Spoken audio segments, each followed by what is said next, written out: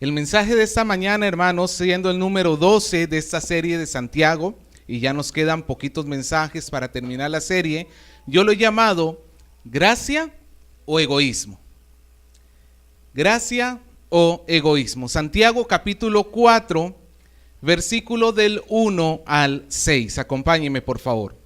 Santiago 4, del 1 al 6. La palabra de Dios dice: ¿de dónde vienen las guerras y los pleitos entre vosotros? ¿No es de vuestras pasiones las cuales combaten en vuestros miembros?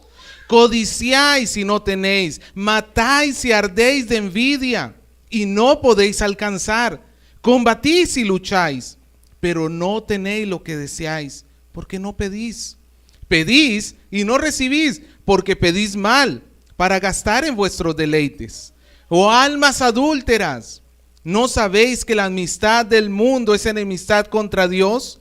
Cualquiera pues que quiera ser amigo del mundo se constituye enemigo de Dios.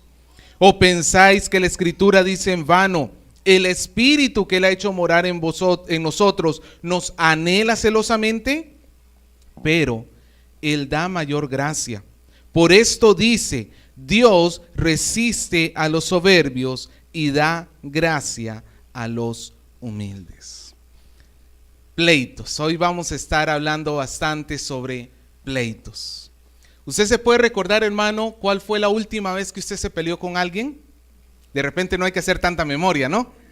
No hay que retroceder tanto en el tiempo. De repente ha sido hasta hoy mismo, no sé. Antes de venir, o de repente ayer, con un vecino, con tu esposo, tu esposa, con un hijo, con el jefe que no te quiso pagar doble por ser feriado y lo trabajaste. La pregunta, hermanos, póngase a pensar en el último problema que usted ha tenido con alguien, en la última discusión. ¿Por qué fue ese problema? ¿Qué lo originó?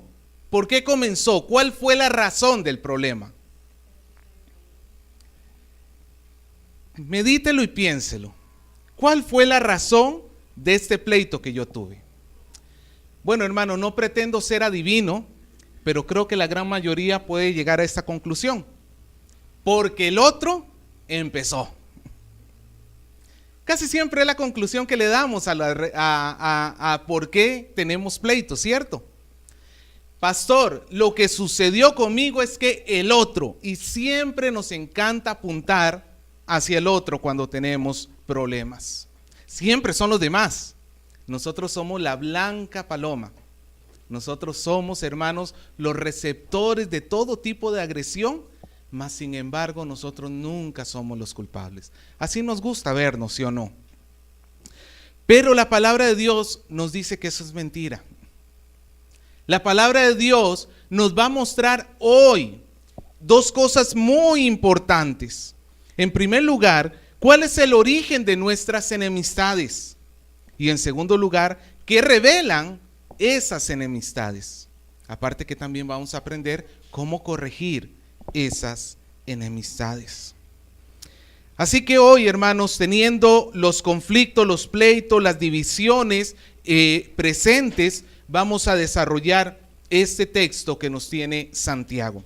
Vamos a nuestro primer punto. En primer lugar, los conflictos provienen del egoísmo. ¿De dónde vienen los conflictos? Vamos a ver los versículos del 1 al 3. Dice: ¿de dónde vienen las guerras y los pleitos entre vosotros? ¿No es de vuestras pasiones las cuales combaten en vuestros miembros? Ve, hermano, nosotros siempre tenemos en mente la iglesia primitiva. Cuando nosotros pensamos en la primera iglesia, ¿cómo nos recordamos esa iglesia? ¿Ah? Inmaculada. En Hechos nos dice que perseveraban juntos, que llegaban a tal punto que vendían sus posesiones con tal de ayudar a algún hermano que tuviera necesidad.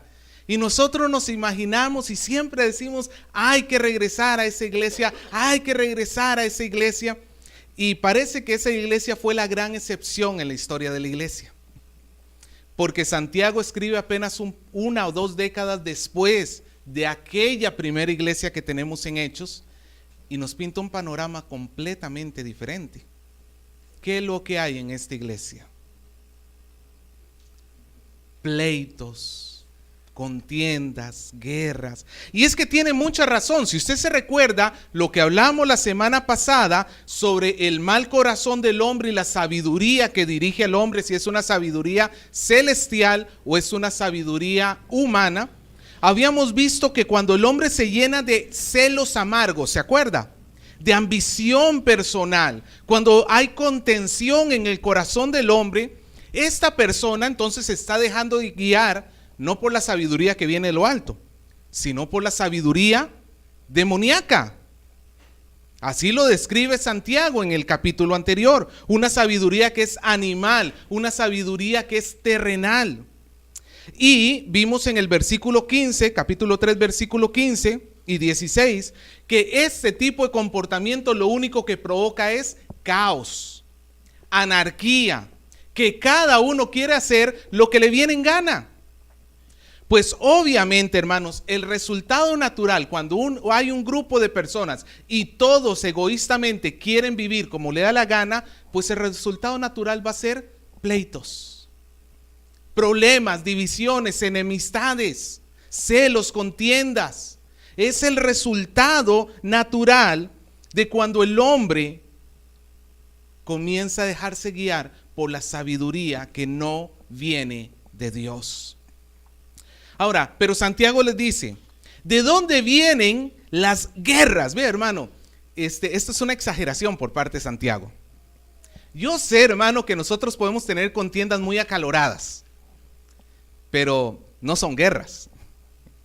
Esa es una hipérbole, una forma de exagerar para mostrarle a la gente cuán acalorado, cuán grande estaban siendo los pleitos que estaban teniendo con ellos.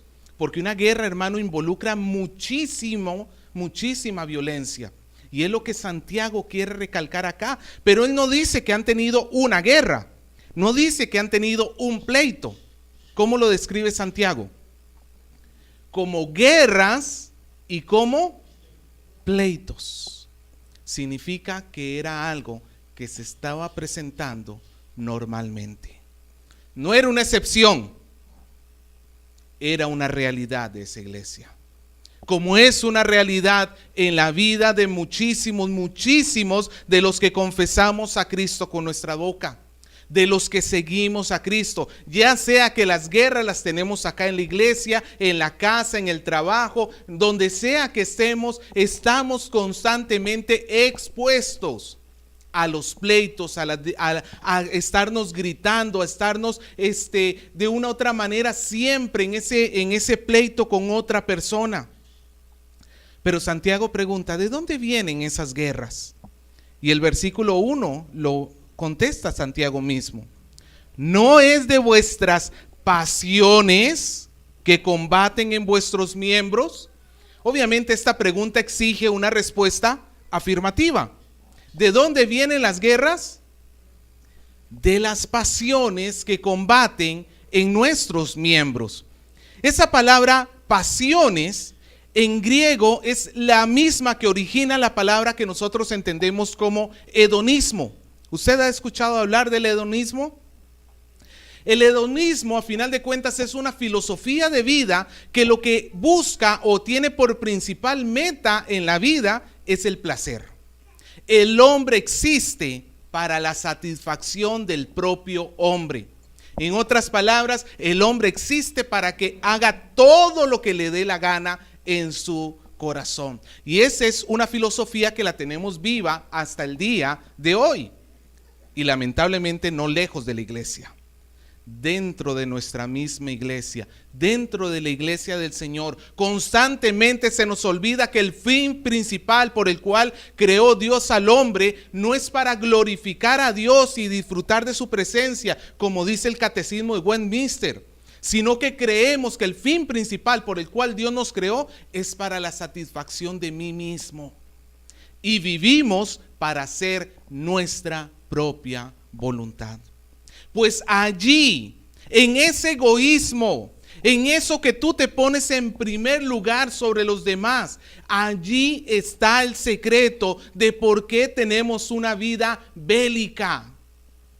¿Por qué es que nosotros vivimos en pleitos con los demás? No es porque los demás, pastor, pero es que me sacó la lengua, pastor, es que no me quiere pagar, pastor, es que hizo las cosas. No es, el problema no son los demás. El problema, dice Santiago, son tus pasiones, tu deseo de hacer lo que tú quieres, tu anhelo de que siempre se haga lo que a ti te parece correcto. Y dice que estas pasiones combaten en vuestros miembros. Santiago utiliza muchos términos militares acá. Y aquí nos está diciendo que las pasiones que están haciendo, combatiendo. Aquí no estamos haciendo propaganda, ningún programa de esto de reality por aquello. Pero están en combate, están en pelea. Ahora, ¿cuáles son los miembros a los cuales se refiere Santiago en el versículo 1? No son los miembros de la iglesia. Está hablando de los miembros del cuerpo. En mí mismo hay siempre un deseo por hacer lo que es malo. Pablo diría que todo lo bueno que quiero hacer, no lo hago. Y el mal que no quiero hacer, eso hago. Nosotros tenemos que reconocer, hermano, que en nuestro corazón, en nuestra naturaleza, no hay un deseo de glorificar a Dios por nosotros mismos. Ese deseo lo pone Dios cuando su espíritu habita en el hombre. Pero en nuestra naturaleza caída, lo que hay es un deseo de hedonismo, un deseo de placer al propio cuerpo. Y esas pasiones combaten en ti. Y cuando esas pasiones te ganan a ti en argumentos en tu cabeza, cuando tú comienzas a decir, no, si es que mejor me doy esta libertad, o mejor ¿para qué me voy a rendir otra vez delante de mi esposo o de mi esposa? Ya está pensando que yo soy débil, o de repente usted comienza a decir, no, a mí nadie me quita lo que es mío. Y cuando esas pasiones ganan dentro de tu corazón, luego se convierten en pleitos contra otras personas. Por eso es que es muy importante, hermano, que cuando nosotros nos acercamos a resolver pleitos con alguien, primero nuestra pasión esté controlada por el Espíritu Santo. Porque si no, cuando tú te acercas a resolver con una persona, en lugar de arreglar la dificultad, la vas a hacer más grande. ¿Te ha pasado alguna vez, hermano, que dices, voy a arreglar con fulano que me peleé y sales peor peleado? ¿Terminas en un pleito mayor? ¿Por qué sucede eso? Porque esa pasión nunca estuvo bajo control. Siempre esa pasión te siguió controlando a ti. Santiago sigue diciendo, codiciáis y no tenéis, matáis y ardéis de envidia, porque no podéis alcanzar, combatís y lucháis, pero no tenéis lo que pedís, lo que deseáis. Ve, hermano, la lista de cosas que estaba haciendo la iglesia. ¿Qué estaba haciendo la iglesia? En primer lugar, codiciando. ¿Qué es codiciar? Desear lo que no te pertenece. Desear lo que le es de otro y desearlo de una manera pecaminosa. Es la violación al último de los mandamientos, al 10º mandamiento. No codiciarás la mujer de tu prójimo, el buey de tu prójimo, etcétera, etcétera, etcétera. ¿Qué más estaba haciendo la iglesia? Mataban. Y usted dirá, pastor, y ahora sí se está muy bélico. Bueno, no necesariamente era en un sentido literal que estos hombres estaban matándose los unos a los otros, pero ciertamente en esos pleitos y en esas enemistades, en esos problemas que se tienen, hermano, ¿cuántos matrimonios se terminan matando en la relación matrimonial por pleitos entre ellos? ¿Cuántos padres terminan matando su relación con sus hijos por esos constantes pleitos? ¿Cuántos amigos terminan matándose a sí mismos o matando esa relación por medio de los pleitos? Quizás no era en un sentido literal de la palabra, aunque puede ser que sí. No sé. Pero lo cierto, hermanos, es que el Señor Jesús nos enseña, y ya lo hemos dicho varias veces, que con solo que nosotros en nuestro corazón llenemos de enojo, de amargura, nos resintamos contra otra persona, ya estamos siendo culpables de violar el mandamiento de no matar. El Sermón del Monte en Mateo 5, el Señor lo dice así: de la misma manera que es violación al mandato de cuando un hombre codicia a una mujer con su corazón, ya adulteró, ¿cierto?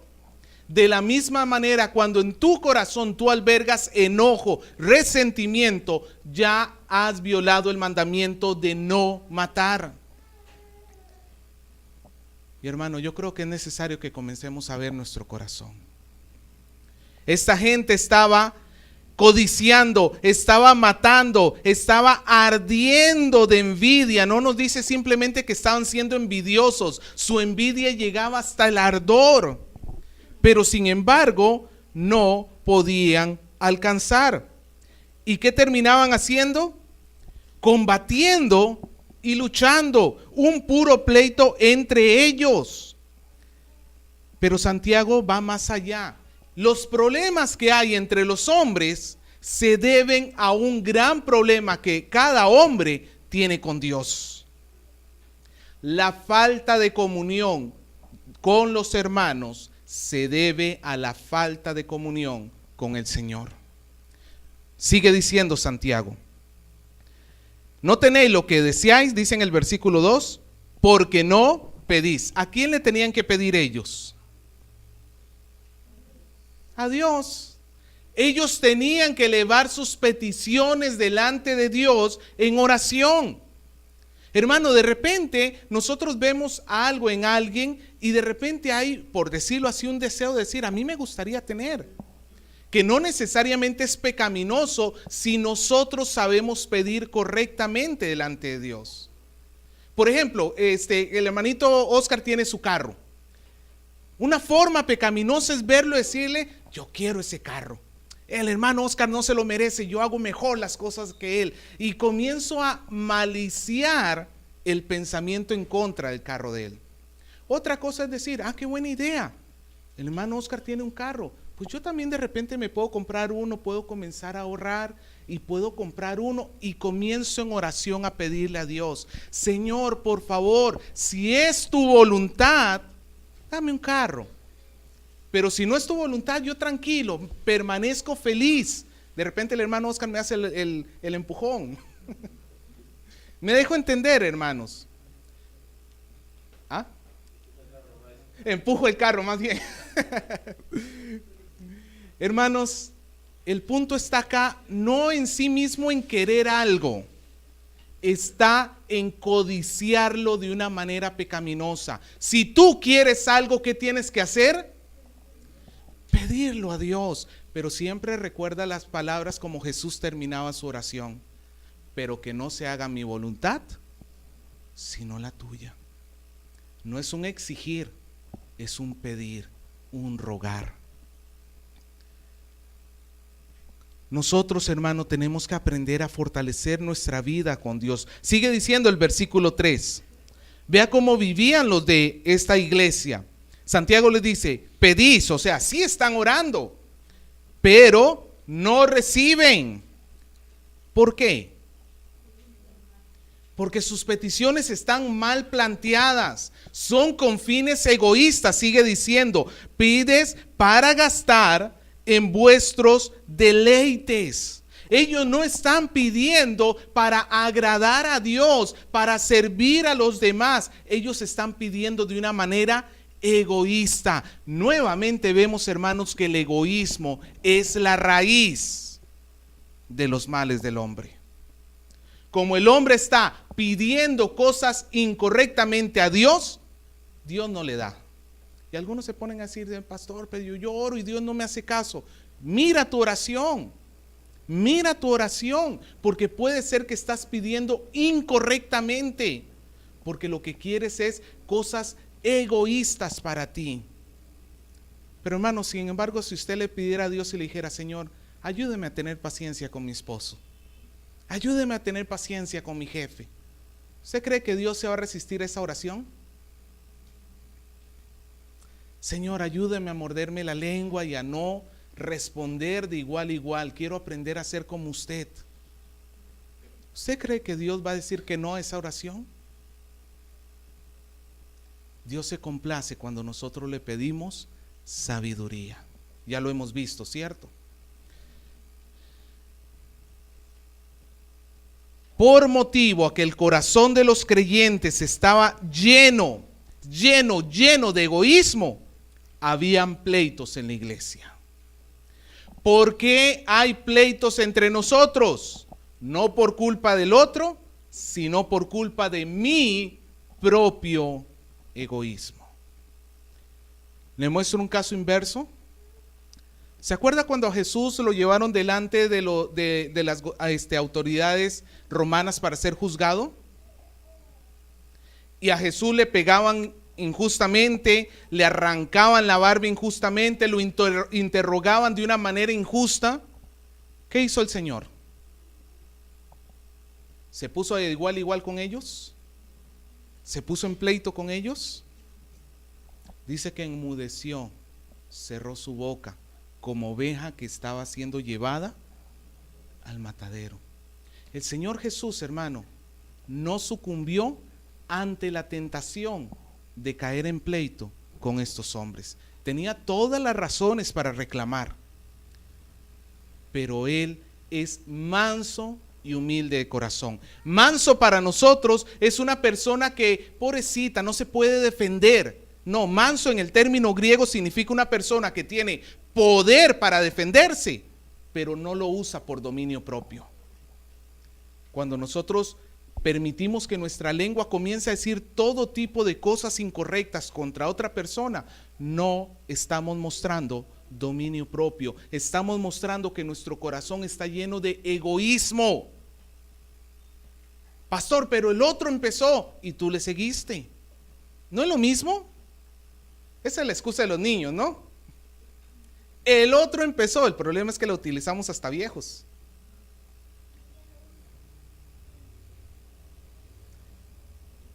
Hermano, comencemos admitiendo, ¿de dónde vienen los pleitos que tenemos contra otros? Es mi propio egoísmo. Ahora la pregunta es, ¿y de dónde viene ese egoísmo? Pues el egoísmo, hermano, viene de la naturaleza caída del hombre. Versículo 4 y 5. Oh almas adúlteras, ¿no sabéis que la amistad del mundo es enemistad contra Dios? Cualquiera pues que quiera ser amigo del mundo se constituye enemigo de Dios. Ahora el asunto nos hace más grande. No solamente hay carnalidad, no solamente hay egoísmo en corazón que busca pleito, sino que también está haciendo amistad con el mundo. Hermano, no hay una persona que sea pleitista, una persona que sea iracunda y que pueda decir estoy en comunión con Dios. No, hermano, la comunión de esta persona está con el mundo. Nadie puede ser egoísta y agradar a Dios al mismo tiempo. La ira del hombre no obra la justicia de Dios, nos dijo Santiago. El egoísta, muestra amor por el mundo. Ahora, ¿qué es el mundo? Porque de repente usted se me pone bien verde y me dice, pastor, pero yo amo el planeta, apago la luz, cierro el grifo, siembro un arbolito. No estamos hablando del mundo en el sentido de este planeta Tierra.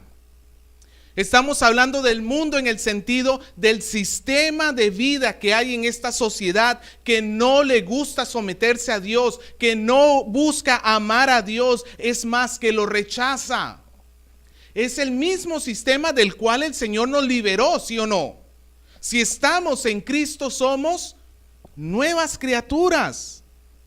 Pero, hermano, lo más curioso de esto y algo que yo he aprendido es que el cristiano que peca es un necio que vuelve a someterse voluntariamente a aquel cuyo aquel amo del cual ya fue liberado hace tiempo. No es que el pecado ya tiene dominio sobre nosotros otra vez. No, porque Cristo ha quitado ese dominio. Pero nosotros neciamente nos seguimos sometiendo al pecado. Nosotros de una manera necia seguimos diciéndole al pecado: tú dime cómo tengo que vivir. Y el Señor dice que eso es tener amistad con el mundo. El creyente que está en relación con Dios, cuando da lugar al egoísmo y coquetea con el mundo, se vuelve un adúltero. ¿Sabe? Este versículo 4, que en Reina Valera comienza diciendo: oh almas adúlteras, en realidad en el texto en griego nada más dice: oh adúlteras. Y no le está hablando a las mujeres de la iglesia,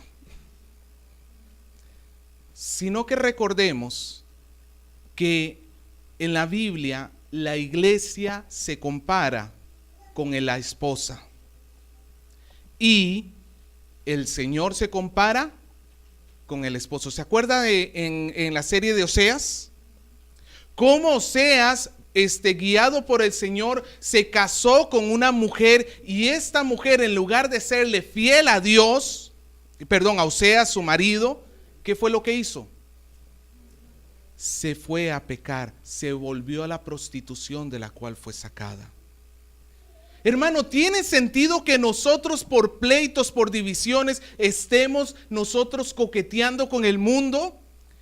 Nosotros lo justificamos en nuestra cabeza. Es que fulano empezó, es que mengano empezó, es que el otro me hizo, es que aquí, es que allá. Hermano, ¿no te das cuenta que eso es un adulterio contra Dios? Eso es adulterio contra Dios, porque Dios no te ha liberado del mundo para que tú sigas sometiéndote a Él. Ahora, ten cuidado, porque el texto en el versículo 4 nos dice que cualquiera que quiera ser amigo del mundo, ¿qué se está haciendo a sí mismo? Síguele con los pleitos. Tu pleito, no, el enemigo tuyo, final de cuentas, no es la otra persona. ¿Quién es el enemigo a final de cuentas? Si tú eres creyente verdaderamente y tú estás cayendo en iras y no quieres arrepentirte y volverte al Señor, el Señor te comenzará a disciplinar, porque el Señor no quiere la perdición de tu alma. Y es mejor caer en manos del Dios acá en disciplina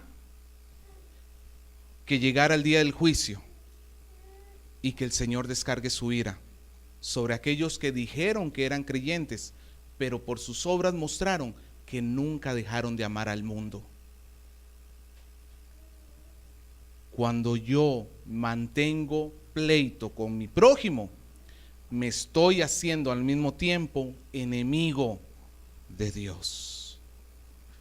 La pregunta es, hermano, ¿vale la pena entonces tener ese pleito? ¿Vale la pena que tú arriesgues tanto? ¿Vale de verdad la pena?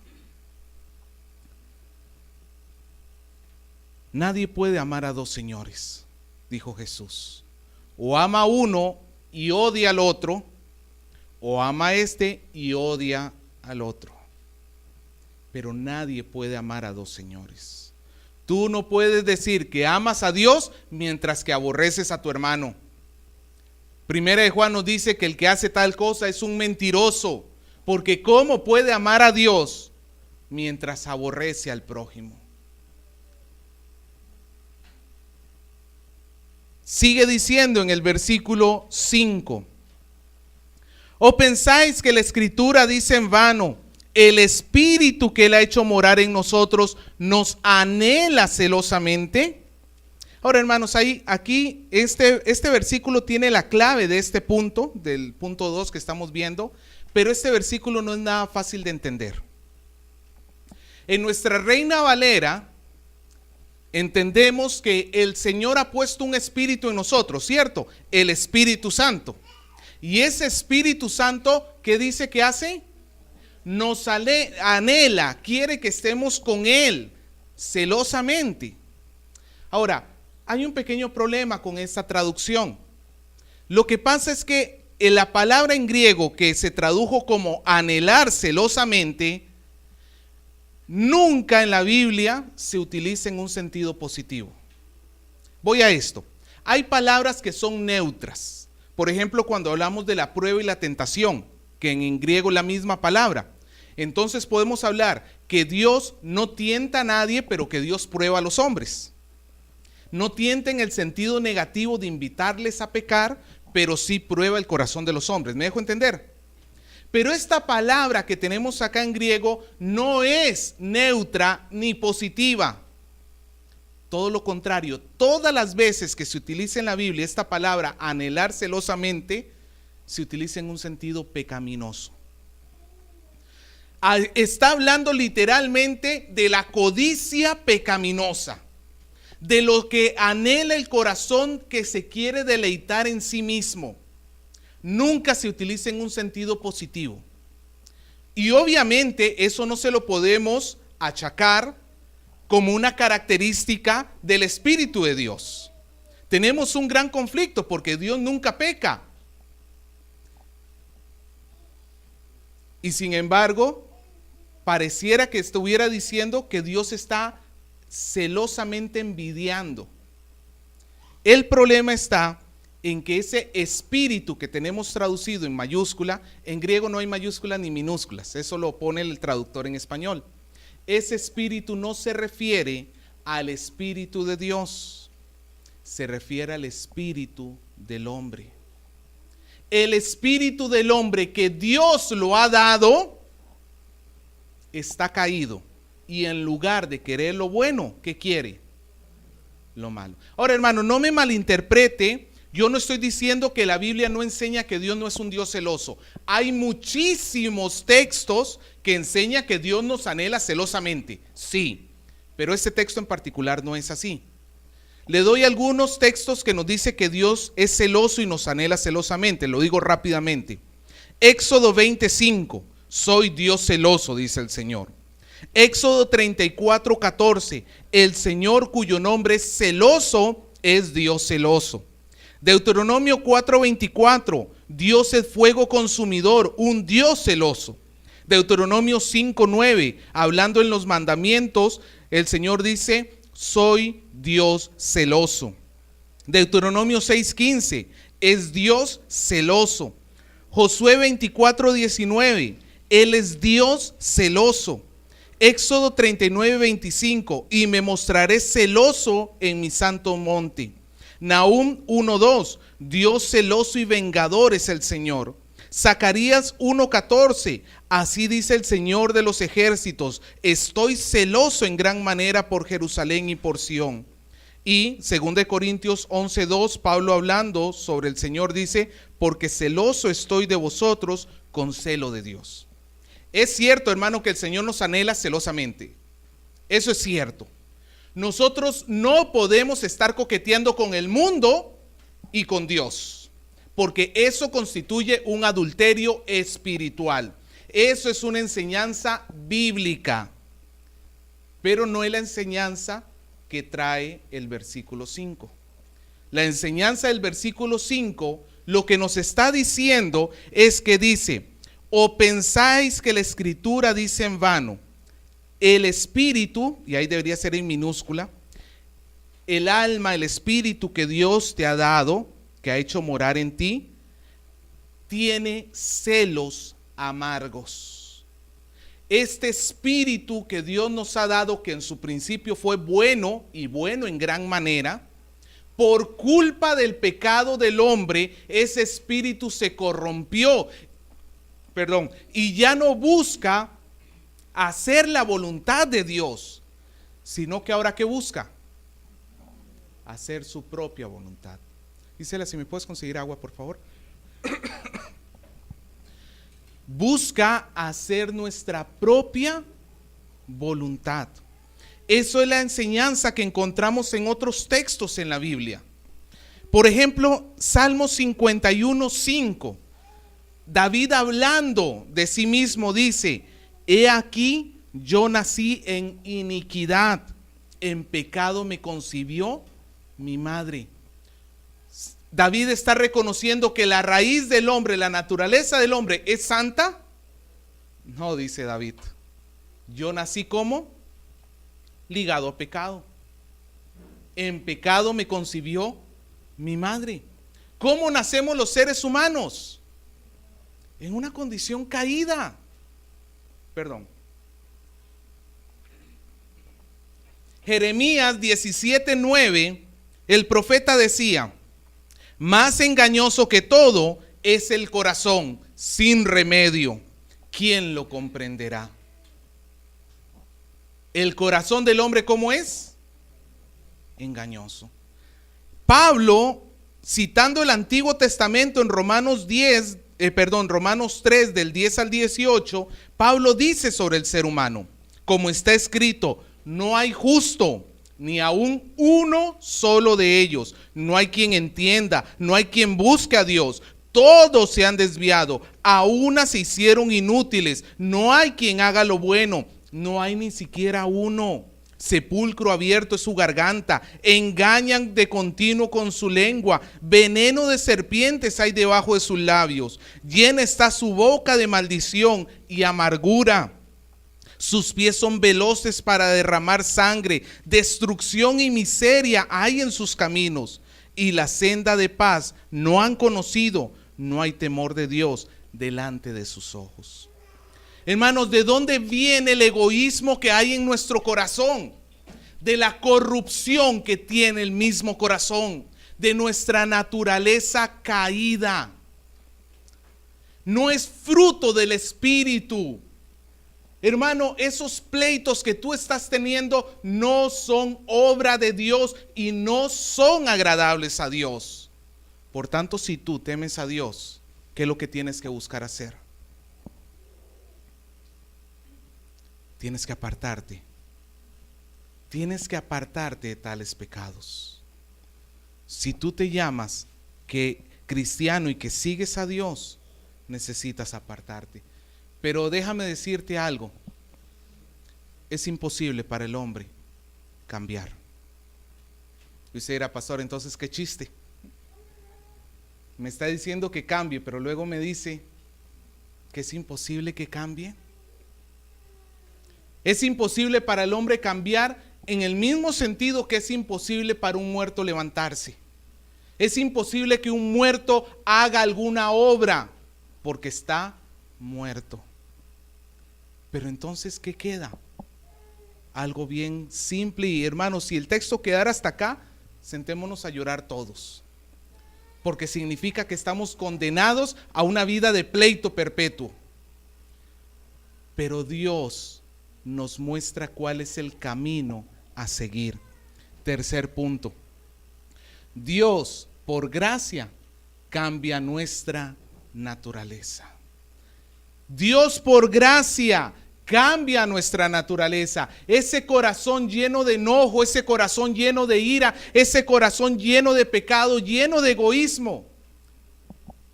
Vea lo que dice el versículo 6 que el Señor hace. Pero Él, hablando de Dios, Él da mayor gracia. Mientras que el espíritu del hombre está lleno de todo tipo de pecados, ¿qué hace Dios? Da gracia, pero es una gracia mayor. ¿Mayor a qué? Mayor a los pecados que hay en tu corazón. Pastor, yo no cambio, yo no logro cambiar, porque no estás confiando en la gracia de Dios. Mira, hermano, la única forma que Dios no te pudiera cambiar es que tú seas más fuerte que Dios, o que tu pecado sea más grande que lo que Cristo puede manejar. Si Él ha cargado el pecado de todos nosotros, no solamente de uno o de unos cuantos, de todos nosotros, ¿hay algo que la gracia de Dios no pueda cubrir? Hermano, el Señor dice, versículo 6, pero Él da mayor gracia. ¿Qué necesitas tú? Tú no puedes cambiar por ti mismo. Tú no puedes dejar de ser un iracundo en tu corazón. Tú no puedes dejar de ser un egoísta. Tú no puedes por ti mismo. Pero donde el hombre es débil, el Señor es fuerte. Donde nosotros no podemos, el Señor puede regenerar, hermano. El Señor puede, por su Espíritu Santo, levantar al muerto, restaurar nuestro corazón, hacernos el hombre más manso de sobre la tierra. ¿Se acuerda de Moisés? Hacernos diferentes. Dios puede hacerlo. Hay esperanza para nosotros, pero hay una condición. Sigue diciendo: por esto dice, Dios resiste a los soberbios y da gracia. La persona tiene algún tipo de responsabilidad acá. No es que yo me echo en el sillón y le digo: Señor, cámbiame, y yo no hago nada. No. Dios va a cambiar a aquellos que se acercan a Él. ¿Cómo? Con humildad. Si tú llegas a Dios soberbio diciendo: pero Señor, siempre es culpa del otro, es mi esposa, es mi esposo, es mi jefe, es aquí, es allá. Si tú no te humillas a ti mismo y dices: yo soy el problema, mi egoísmo, siempre estoy velando por mí mismo. Si tú no eres humilde y llegas a Él con soberbia: Señor, deme sabiduría, pero también cambia a mi esposo. Señor, deme sabiduría, pero cambia a mis hijos. Señor, es que el origen de mi pleito son ellos. Sigue siendo soberbio y la gracia de Dios no va a actuar en tu corazón. Proverbios 16:5 dice: abominación es a Jehová todo el altivo de corazón, ciertamente no quedará impune. Dice que Dios resiste, y este es otro término militar. ¿Sabe lo que significa resistir? Armar un pleito, una guerra contra Él, oponerse en guerra. O sea, el soberbio viene a Dios soberbiamente, y en lugar de encontrar aceptación de parte de Dios, ¿qué encuentra? Pleito con Dios. O sea, ya está en pleito con los demás, ya es amigo del mundo, y ahora sí se muestra que también que es enemigo de Dios. Dios resiste a los soberbios. Pero aquí termina todo, hermano, con esta palabra: pero da gracia. ¿A quién? La gracia es gratuita, tú no te la ganas. Dios no es que tú me muestras gracia, entonces yo estoy obligado a mostrarte. Tú me muestras humildad, yo estoy obligado a mostrarte gracia. No, hermano, la gracia es un don inmerecido, pero Dios la entrega a quienes se acercan humildemente, quienes pueden decir: Señor, yo estoy en un gran problema. Soy yo, Señor. El origen de todos mis pleitos soy yo, Señor.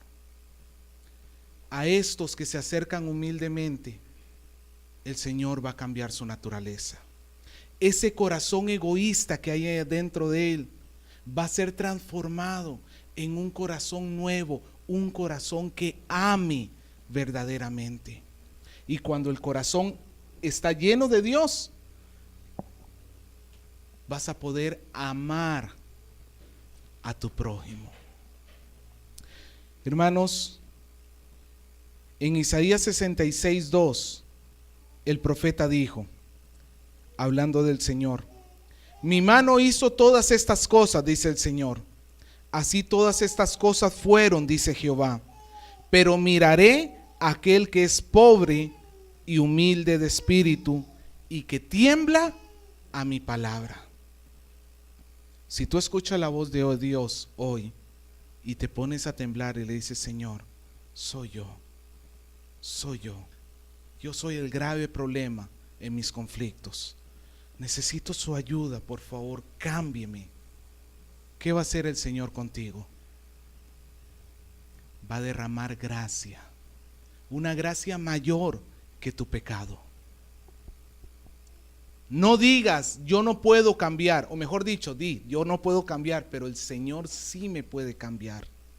No te quedes solamente diciendo yo no puedo, yo no puedo, yo no puedo. No puedes porque no estás pidiendo. No puedes porque no te estás humillando. ¿Usted qué quiere, hermano? ¿Gracia o egoísmo? ¿Qué prefiere dejar en su corazón? ¿Qué prefiere que llene su corazón? ¿Gracia o egoísmo? Termino con estas reflexiones. No debemos subestimar el pecado de nuestra carne. Debemos reconocer que en nosotros no hay nada bueno. Solamente así podremos ser humildes para recibir la gracia de Dios y podremos estar alertas para poder velar contra el pecado en nosotros. En segundo lugar, los pleitos y las contiendas son un claro indicador de una falta de comunión con Dios, por lo cual la mejor manera de combatir los pleitos que tengo con otros es someterme a Dios, confesar mi pecado en humildad y fortalecer mi comunión con el Señor.